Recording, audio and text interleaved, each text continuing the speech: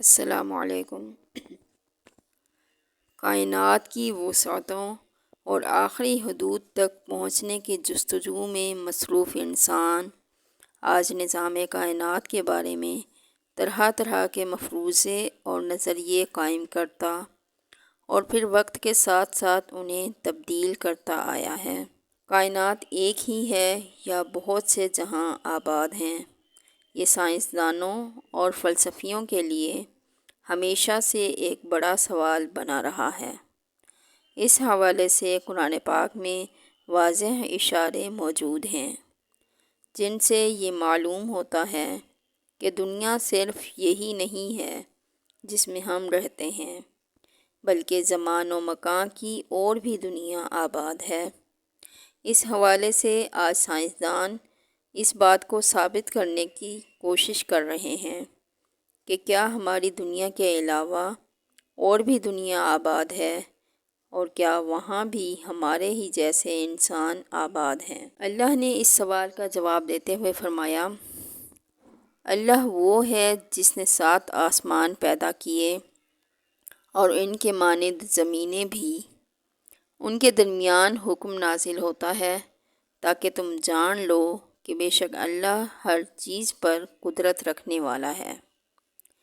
صحیح بخاری اور دیگر کتب حدیث میں اس آیت کے ضمن میں ایک روایت موجود ہے۔ مفسر قرآن حضرت ابن عباس رضی اللہ عنہ کے پاس ایک شخص آیا اور اس نے سورۃ طلاق کی آیت کی تفسیر پوچھی۔ حضرت ابن عباس رضی اللہ عنہ خاموش رہے۔ اس شخص نے دوبارہ اصرار کیا اور پوچھا کہ آپ اس کی وضاحت کرنے سے گریز کیوں کر رہے ہیں؟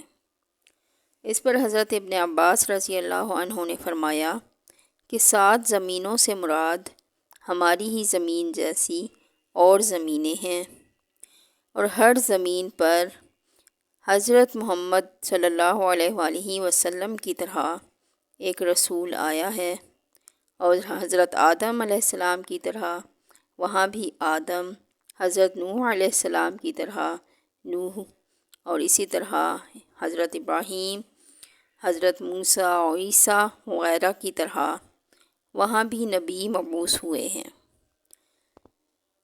یہ وہ سوال تھا جو آج سے 1400 سال پہلے حضرت ابن عباس رضی اللہ عنہ سے قرآن پاک کی آیت کی تفسیر میں پوچھا گیا تھا۔ آج سائنسدان اس کا جواب سائنسی طریقے سے دریافت کرنے کے لیے سر جوڑ کر بیٹھے ہیں۔ ایک کتاب اسلام، بائبل اور سائنس میں انہوں نے لکھا ہے کہ ان کی تحقیق کے مطابق قرآن پاک میں 7 کا عدد کثرت سے استعمال کیا گیا ہے، جیسا کہ یونانی اور رومی بھی 7 کے عدد کو اپنے روحانی اور مذہبی علوم میں کثرت سے ذکر کرتے تھے۔ لہٰذا ممکن ہے کہ 7 زمینوں سے مراد یہ ہو کہ ہماری ہی زمین کی طرح اور بھی بہت سی زمینیں کائنات میں موجود ہوں اور انسان کی ان تک رسائی نہیں ہے۔ آج سائنس کے مطابق بے شمار دوسرے سیارے اور سورج کی طرح بے شمار ستارے اس کائنات میں بکھرے پڑے ہیں، اور ہمارا نظام شمسی اس پوری کائنات کا چھوٹا سا ٹکڑا بھی نہیں ہے۔ دراصل ساحل سمندر میں ریت کے ذرات کم ہیں، مگر کائنات میں پلینٹس، سیارے اور سورج وغیرہ اس سے کہیں زیادہ ہیں۔ لیکن قرآن پاک کی اس آیت کی بات کریں تو علماء کے درمیان مختلف نظریات اور آراء پائی جاتی ہیں۔ کچھ علماء کا خیال ہے کہ اس سے مراد 7 مختلف زمین اور آسمان ہیں، جبکہ کچھ کی رائے یہ ہے کہ 7 کائنات ایک دوسرے کی ہم شکل ہیں۔ یعنی اگر زید نامی ایک آدمی اس زمین پر موجود ہے تو وہ مزید 6 زمینوں پر بھی موجود ہوگا۔ صوفیاء کرام کے ہاں بھی 7 زمینوں اور 7 آسمانوں اور 7 آدم و حوا کا تصور ملتا ہے۔ لہٰذا مشہور صوفی بزرگ شیخ ابن عربی کے مطابق ایک مشہور واقعہ نقل ہوا ہے۔ شیخ ابن عربی فرماتے ہیں کہ میں نے ایک دفعہ ایک ایسی قوم کے ساتھ بیت اللہ کا طواف کیا کہ جنہیں میں نہیں جانتا تھا۔ ان میں سے ایک نے مجھ سے کہا، کیا تم مجھے جانتے ہو؟ میں نے کہا نہیں۔ اس نے کہا، میں تمہارے سب سے اولین آباء و اجداد میں سے ہوں۔ میں نے پوچھا، تمہیں مرے ہوئے کتنا عرصہ گزر چکا ہے؟ اس نے کہا، 40,000 سے کچھ زیادہ۔ میں نے کہا، آدم علیہ السلام کو تو اتنا زمانہ نہیں گزرا۔ اس نے کہا، تم کون سے آدم کی بات کر رہے ہو؟ کیا تم اس آدم کے بارے میں کہہ رہے ہو جو تم سے قریب ہیں، یا کسی اور آدم کے متعلق؟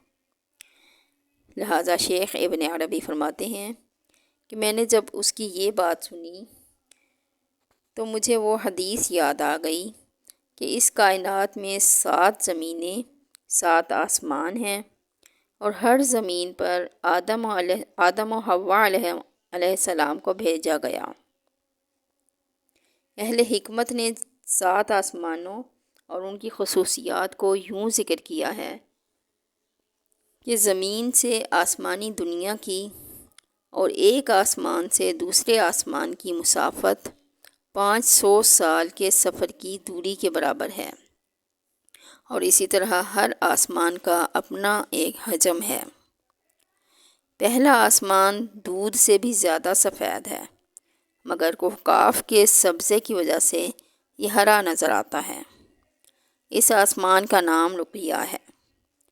دوسرے آسمان کا نام فیدون یا معون ہے، اور وہ ایسے لوہے کا ہے جس سے روشنی کی شعاعیں پھوٹتی ہیں۔ تیسرے آسمان کا نام ملکوت یا ہایون ہے، اور وہ تانبے کا ہے۔ چوتھے آسمان کا نام ظاہرہ ہے، اور وہ سفید چاندی سے بنا ہے۔ اور 7ویں آسمان کا نام لابیہ یا دامیہ ہے، جو سرخ یاقوت کا ہے، اور اسی میں بیت المعمور ہے۔ اسی طرح نبی اقدس صلی اللہ علیہ وآلہ وسلم کا سفر معراج اس بات کا واضح ثبوت ہے کہ حضور صلی اللہ علیہ وآلہ وسلم نے براق پر سفر کرتے ہوئے جبرائیل امین کے ساتھ تمام آسمانی راستوں کو پار کیا، جس میں 7 آسمان شامل تھے، اور حضور صلی اللہ علیہ وآلہ وسلم نے آسمانوں میں پیغمبروں اور رسولوں سے ملاقات کی، جبکہ 7 آسمانوں اور زمینوں کی ایک تعبیر جدید نظریہ ملٹی ورس کی شکل میں بھی دی جا سکتی ہے۔ دراصل ہماری زمین میں کچھ جاندار ایسے ہیں جنہیں ہم اپنی آنکھوں سے دیکھ سکتے ہیں، مثلاً چوپائے، رینگنے والے جانور اور چرند پرند وغیرہ، جو ہمارے ساتھ اسی زمین پر زندگی گزارتے ہیں، جبکہ کچھ جاندار ایسے ہیں جو ہماری نظروں سے اوجھل ہیں، مثلاً خوردبینی مخلوق، وائرس اور بیکٹیریا وغیرہ، جنہیں ہم اپنی آنکھوں سے نہیں دیکھ سکتے۔ بالکل اسی طرح جنات اور فرشتے بھی موجود ہیں جن کو ہم نہیں دیکھ سکتے، کیونکہ ان کا وجود ایک اور ڈائمنشن میں ہے۔ اسی نظریے کو ملٹی ورس کا نام دیا گیا ہے، یعنی اس کائنات کی طرح کی کائنات کا وجود ہونا، باوجود اس کے کہ ہم نہ اس کائنات کو دیکھ سکتے ہیں، نہ کبھی اس میں داخل ہو سکتے ہیں۔ حدیث مبارکہ کے مطابق پہلے آسمان کے مقابلے میں دوسرا آسمان اتنا بڑا ہے جیسے کسی صحرا کے درمیان ایک انگوٹھی موجود ہو، اور دوسرا تیسرے کے سامنے بھی ایسے ہی ہے۔ اسی طرح 7 آسمان ایک دوسرے سے بڑے اور وسیع ہیں۔ 7 زمینوں اور آسمانوں کی وسعتوں اور سرحدوں کو نہ ہی انسانی دماغ سمجھ سکتا ہے، نہ ہی اسے بیان کیا جا سکتا ہے، لیکن انہیں تصور کر کے ایک لفظ کا مطلب ضرور سمجھا جا سکتا ہے۔ اللہ اکبر، یعنی اللہ بہت بڑا ہے۔